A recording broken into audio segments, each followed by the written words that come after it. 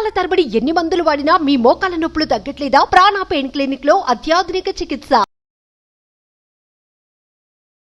నమస్తే రవీంద్రనాథ్ గారు. నమస్తే అమ్మా ఉష గారు. సార్, నేను ముందు చెప్పినట్టుగానే అభయ కేసుకి సంబంధించి ఇప్పటికే 52 రోజులు పూర్తయింది. ఇది 3వసారి ట్రయల్ జరగడం. సుప్రీంకోర్టు ఏ విధంగా ఈ కేసుని ముందుకు తీసుకెళ్తుంది, దీనికి సంబంధించిన పూర్తి సమాచారం ఏంటి అసలు? ఉష గారు, ఏదైతే ఇప్పుడు ట్రయల్స్ జరుగుతున్నాయో సుప్రీంకోర్టు ఏదైతే సుమోటోగా తీసుకొని దీన్ని ట్రయల్స్ స్వీకరించడం జరిగిందో, యాక్చువల్గా ఈ యొక్క మొత్తం దర్యాప్తు టోటల్ అంతా కూడా సుప్రీంకోర్టులో లేదు. ఒకటి సిబిఐ కోర్టులో ఉంది. ఫైనాన్షియల్ ఇర్రెగ్యులారిటీ సంబంధించి సిబిఐ కోర్టులో అంటే సెల్డా కోర్టు ఒక్కొక్క దాంట్లో ఉంది. అదేవిధంగా కల్కటా హైకోర్టులో ఒక కేసు ఉంది. సుప్రీంకోర్టులో సుమోటోగా నడుస్తున్నటువంటి విషయం అంటే మొత్తం 3 కోర్టులో నడుస్తుంది. ఈ యొక్క దర్యాప్తు ఏదైతే ఉందో మొత్తం 3 కోర్టులో ఉంది. ఒకటి సుప్రీంకోర్టు సుమోటోగా స్వీకరించిన దాంట్లో ఉంది, హైకోర్టు ఉంది, సిబిఐ కోర్టు సెల్డా కోర్టులో కూడా ఉంది. మొత్తం 3 రకాలుగా నడుస్తున్నటువంటి దీనికి సంబంధించిన విషయం. సుమోటోగా స్వీకరించింది సిబిఐ చంద్రచూడ్ గారి ఆధ్వర్యంలో త్రిసభ్య కమిటీగా అంటే ధర్మాసనం ఉన్నటువంటి 3 న్యాయమూర్తులు కలిసి ఈ యొక్క కేసును సుమోటోగా తీసుకున్నారు. అదొకటి అక్కడ ట్రయల్స్ అవుతున్నాయి. అట్ ద సేమ్ టైం ఇక్కడ మన హైకోర్టులో కూడా ఒకటి నడుస్తుంది. At the same time CBI court అది సెల్డా కోర్టులో కూడా దీనికి సంబంధించి జరుగుతుంది. ఇప్పుడు సందీప్ ఘోష్ అదేవిధంగా అభిజిత్ మండలి ఎవరైతే మనం అనుకున్నామో ఇదంతా సిబిఐ కోర్టు దర్యాప్తు చేస్తుంది. సుప్రీంకోర్టులో ఏం జరుగుతుంది? సుప్రీంకోర్టులో ఈ ఓవరాల్ కేసు సంబంధించి మొత్తం కేసు యొక్క ప్రొసీజరింగ్స్ ఎలా ఉన్నాయి ఏంటి అని చెప్పి సిబిఐ 2 వైపులు కూడా అటు సుప్రీంకోర్టు ఇవ్వాల్సి వస్తుంది, at the same time CBI court కూడా ఇవ్వాల్సిన పరిస్థితిలో ఉంది రిపోర్ట్ సంబంధించి. సో పబ్లిక్ ఇప్పుడు ఏదైతే వ్యూవర్స్ తీసుకున్నారో ఈ క్లారిటీ ఫస్ట్ తెలుసుకుంటే నెక్స్ట్ దీని యొక్క పురోగతి ఏంటనే విషయం అర్థమవుతుంది. ఈరోజు అక్కడ సుప్రీంకోర్టులో ఈరోజు జరిగిన ట్రయల్స్లో ముఖ్యంగా దీనికి సంబంధించి ఈ కేసు సంబంధించి మనం 4 పార్ట్స్గా డివైడ్ చేసి చూడాల్సి వస్తుంది. ఒకటి సిబిఐకి ఒక గైడ్లైన్స్ ఇవ్వడం, అదేవిధంగా ఎన్టీఎఫ్కి ఏదైతే నేషనల్ టాస్క్ ఫోర్స్ ఏదైతే ఏర్పాటు చేశారో దానికి సంబంధించి ఒక ఇన్ఫర్మేషన్ చెప్పారు. అట్ ద సేమ్ టైం రాష్ట్ర ప్రభుత్వాన్ని సూచన చేస్తూ కొన్ని విషయాలు తెలియపరిచారు. 4వది ఏంటంటే నిరసనకారులు గడిచిన కొద్ది రోజులుగా జూనియర్ వైద్యాధికారులు ఏదైతే నిరసన చేశారో దానికి సంబంధించి కొన్ని విషయాలు మాట్లాడడం కూడా జరిగింది. సో ఈ మొత్తం సుప్రీంకోర్టు ఈరోజు ఏది డిస్కషన్ చేశారో దీన్ని మనం 4 పార్ట్స్గా చూడాలి. ఇందులో మొదటి పార్ట్ ఏదైతే ఉందో ఈ యొక్క అభయ అమ్మాయి జరిగిన రేప్ అండ్ మర్డర్ కేసు సంబంధించి ముఖ్యంగా దీని గురించి నివేదిక మాట్లాడుతున్నప్పుడు సుప్రీంకోర్టు ఒక విషయం ఒక కీలకమైన డిస్కషన్ చేయడం జరిగింది. ఒక ఇంపార్టెంట్ క్వశ్చన్ అడిగారు. అంటే సిబిఐ వాళ్ళు సీల్డ్ కవర్ ఒక మ్యాటర్ సబ్జెక్ట్ చేశారు. ఆ సీల్డ్ కవర్ను పూర్తిగా చదివారు. ఆ చదివినప్పుడు చంద్రచూడ్ గారు కూడా ఒక మాట చెప్పడం జరిగింది. గతం యొక్క అంటే లాస్ట్ టైం ట్రయల్స్లో స్టేటస్ రిపోర్ట్ సబ్మిట్ చేసినప్పుడు ఫస్ట్ స్టేటస్ రిపోర్టు అంత హ్యాపీగా ఫీల్ అవ్వలేదు, మరలా స్టేటస్ రిపోర్ట్ ఏమని చెప్పారు. ఈ మధ్యలో స్టేటస్ రిపోర్ట్ని ఇవ్వడం జరిగింది. ఆ స్టేటస్ రిపోర్ట్ చూసిన తర్వాత దాని మీద కొంత కలవరపాటు గురయ్యాను అని ఒక మాట చంద్రచూడ్ గారు వాడడం జరిగింది. అది దానిలో కంటిన్యూషన్ భాగంలో ఈరోజు దానికి ఏం చెప్పారంటే ఏదైతే స్టేటస్ రిపోర్ట్ ఉందో ఈ స్టేటస్ రిపోర్ట్ని మేము ఇంకా స్టడీ చేస్తున్నాం, ఇప్పుడే దాని యొక్క వివరాలను బహిర్గతపరిచే అవకాశం లేదు అని ఒక విషయం చెప్పారు. దీనికి సంబంధించి స్టేటస్ రిపోర్ట్లో సిబిఐ చేసినటువంటి దర్యాప్తు చాలా వేగవంతంగా చేశారు. చాలా వరకు డేటా కలెక్ట్ చేసుకొచ్చారు వాళ్ళు. సో సిబిఐ చేసినటువంటి దర్యాప్తు చాలా ఇన్ఫర్మేటివ్గా ఉంది అని ఒక చెప్పకనే ఒక విషయాన్ని చెప్పడం కూడా జరిగింది. అయితే ఇట్ ద సేమ్ టైం ఆ సీల్డ్ కవర్లో ఉన్న ఇన్ఫర్మేషన్ మీద ఒక డిస్కషన్ కూడా జరిగింది. అది ప్రభుత్వానికి అంటే సిబిఐ వాళ్ళకి at the same time Chandrachud గారి మధ్య ఒక 2 నిమిషాల పాటు డిస్కషన్ జరిగింది. ఏమిటా డిస్కషన్ అంటే ఆయన ఒక క్వశ్చన్ రైజ్ చేశారు.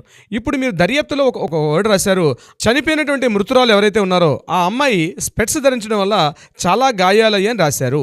అయితే చంద్రచూడ్ గారు ఒక అబ్జెక్షన్ తీసుకొచ్చారు. అంటే చనిపోయిన వ్యక్తి అంటే నిద్రలో ఉన్నటువంటి వ్యక్తి అని చెప్తున్నారు కదా, మరి స్పెట్స్ పెట్టుకున్నట్లు నిద్రపోతారు? జనరల్గా స్పెట్స్ పెట్టుకుని నిద్రపోరు కదా అని క్వశ్చన్ రైజ్ చేశారు ఆయన. స్పెట్స్ పెట్టుకుని నిద్రపోరు కదా అంటే మీరు ఇక్కడ స్పెట్స్ వల్ల గాయాలు తగిలేని మీరు చెప్తున్నారు, మరి ఆ అమ్మాయి నిద్రపోతున్నప్పుడు స్పెట్స్ ధరించిందా, ఎవరైనా అట్లా ధరిస్తారా అని ఒక క్రూషియల్ ఒక క్వశ్చన్ రైజ్ చేశారు.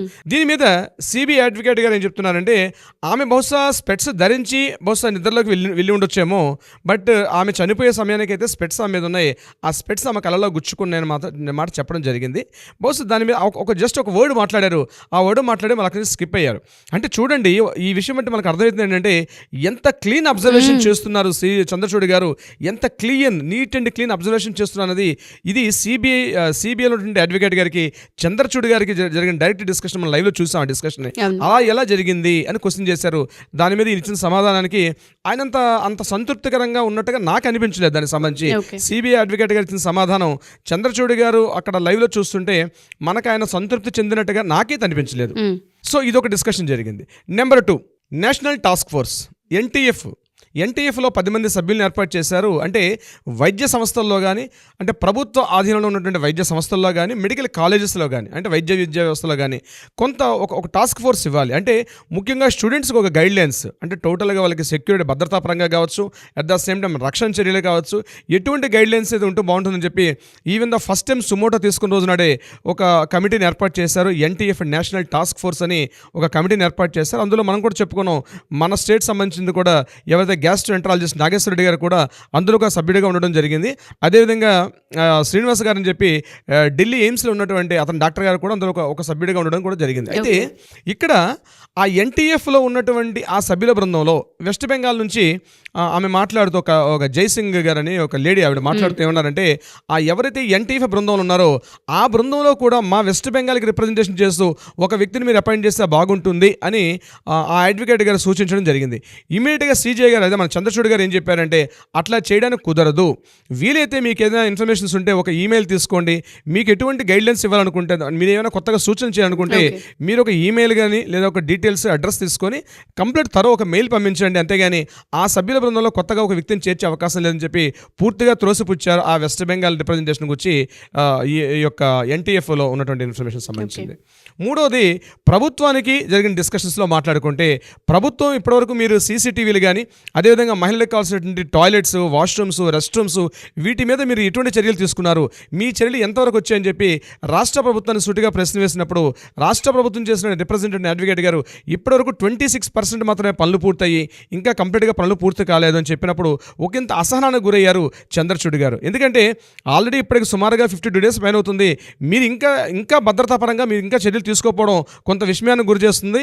తొందరగా 26% కాదు, నెక్స్ట్ కమింగ్ అక్టోబర్ 14లోగా టోటల్గా మనం మీ వర్క్స్ ఏవైతే ఉన్నాయో, సీసీటీవీస్ కానీ, ఏవైతే మీరు అనుకున్నటువంటి ఎజెండా ఏదైతే ఉందో, ముఖ్యంగా మహిళలకు కావాల్సిన టాయిలెట్స్ రూమ్స్ కానీ, రెస్ట్ రూమ్స్ కానీ, వాష్రూమ్స్ కానీ, అదేవిధంగా సీసీటీవీ ఎక్కడ పడితే ఎక్కడ install చేయాలనుకుంటారో, total not only RG Kar medical college ఒకటే కాదు, ఎక్కడెక్కడైతే రాష్ట్ర వ్యాప్తంగా ఉన్నటువంటి ఈ గవర్నమెంట్ మెడికల్ కాలేజెస్ ఎక్కడున్నాయో టోటల్గా అన్నింటిలో కూడా ఈ యొక్క ఫెసిలిటీ అన్నింటిని కూడా అక్టోబర్ 14లోగా కంప్లీట్ చేయమని చెప్పి రాష్ట్ర ప్రభుత్వానికి కొంత మౌఖిక ఆదేశాలు కూడా జారీ చేయడం జరిగింది స్టేట్ గవర్నమెంట్ సంబంధించిన డిస్కషన్స్లో.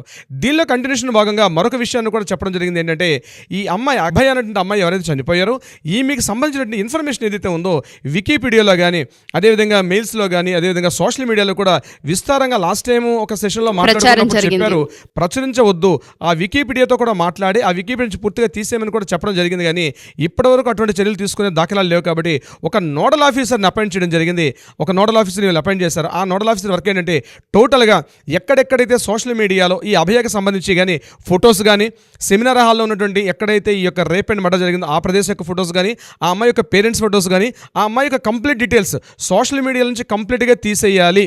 ఇటువంటి కూడా ఈవెన్ దో వికీపీడియాలో కూడా ఉండకూడదు, గూగుల్ సెర్చింగ్లో కూడా దీనికి సంబంధించి ఉండకూడదు. ఎందుకంటే పేరెంట్స్ ఒక లెటర్ పెట్టారు, మా అమ్మాయికి సంబంధించి ఇటువంటి వివరాలు గూగుల్లో ఉండడం మాకు ఇష్టం లేదు, దయచేసి అవి రిమూవ్ చేసే విధంగా చర్యలు తీసుకోమని చెప్పి వాళ్ళు ఒక రిక్వెస్ట్ తీసుకున్నారు. ఆ రిక్వెస్ట్కి అనుగుణంగా సుప్రీంకోర్టు స్పందించి ఇప్పటికే బాగా లేట్ అయింది కాబట్టి కమింగ్ అక్టోబర్ 14లోగా పూర్తిగా వికీపీడియా నుంచి తీసేయమని చెప్పడం జరిగింది. అట్ ద సేమ్ టైం ఎవరైనా సోషల్ మీడియాలో కానీ, మిగిలినటువంటి ఈ యొక్క ప్రసార మాధ్యమాల్లో కానీ ఈమెకి సంబంధించిన ఫొటోస్ కానీ, ఇన్ఫర్మేషన్ డీటెయిల్స్ కానీ వాడినట్లయితే కొంత చర్యలు తీసుకోమని కూడా చూచేగా చెప్పడం జరిగింది. రాష్ట్ర ప్రభుత్వానికి సూచన చేస్తూ వచ్చారు. ఇక 4వది, నిరసనకారులు, వైద్యాధికారులకు సంబంధించినటువంటి ఏవైతే అబ్లిగేషన్స్ తీసుకుంటున్నారో దీని మీద ఈరోజు మమతా బెనర్జీ ప్రభుత్వం వారు మధ్యాహ్నం అత్యవసర కేబినెట్ సమావేశం నిర్వహించారు. ఆ కేబినెట్ సమావేశంలో ఏం మాట్లాడుకున్నారంది బహుశా ఇప్పటిదాకా న్యూస్ అయితే రాలేదు. దీనికి సంబంధించిన ఇన్ఫర్మేషన్ రేపటిలోగా వచ్చే అవకాశం ఉంటుంది. ఖచ్చితంగా దీన్ని సూచిస్తూ కూడా వైద్యాధికారులు ఏదైతే సీజ్ వర్క్ చేశారో దాన్ని కొద్ది రోజులు తాత్కాలికంగా ఆపమని చెప్పడం జరిగింది. దుర్గా నవరాత్రి ఉత్సవాలు కూడా వస్తున్నాయి కాబట్టి కొంతవరకు శాంతి భద్రతలకు ఇబ్బందిగా కలుగుతుందని చెప్పి, అయితే దీని మీద సుప్రీంకోర్టు క్లియర్గా ఇటువంటి గైడ్లైన్స్ ఇవ్వలేదు. కానీ ఏదైతే సీజ్ వర్క్ చేశారో దానికి సంబంధించి కొంత డిస్కషన్ అయితే జరిగింది. వాళ్ళకి గైడ్లైన్స్ ఏంటంటే బహుశా మనకి రేపు ఇప్పుడు ఫైనల్ ఇచ్చిన రిపోర్ట్ ప్రకారం మనకి రేపు తెలిసే అవకాశం అయితే ఉంటుంది సుప్రీంకోర్టు యొక్క ఇన్ఫర్మేషన్. సో టోటల్గా ఇన్ఫర్మేషన్ ఈరోజు మాట్లాడిన మొత్తం ఇన్ఫర్మేషన్ చూస్తే మరలా నెక్స్ట్ కమింగ్ అక్టోబర్ 15 నాడు దీనికి సంబంధించి మరలా ట్రయల్స్ చేస్తామని అప్పట్లోగా తెలిసే అవకాశం ఉంటుందని చెప్తూ ఈ రోజుకి బెంచ్ అయితే ఈ రోజుకి క్లోజ్ చేశారు. ఉష గారు, thank you sir, thank you so much. Thank you so much Usha గారు.